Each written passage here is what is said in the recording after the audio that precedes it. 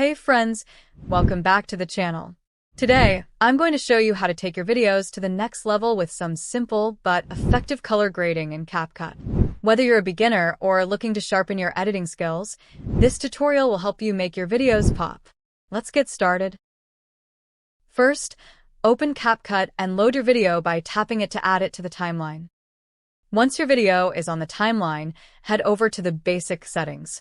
Then select Color Adjustment and choose the Curves option.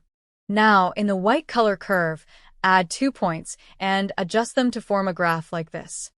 Once your curves are set, go back to the Basic settings and tweak the following: Saturation to 15, Temperature to 10, Hue to 10, Contrast to 5, and Sharpen to 15.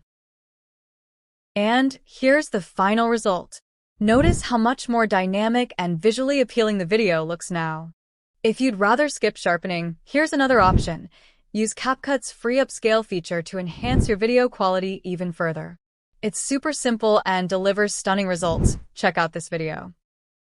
And that's it for today's tutorial. I hope you found this helpful. If you want to learn more tips and tricks for editing with CapCut, check out my other videos linked in the description. See you in the next video.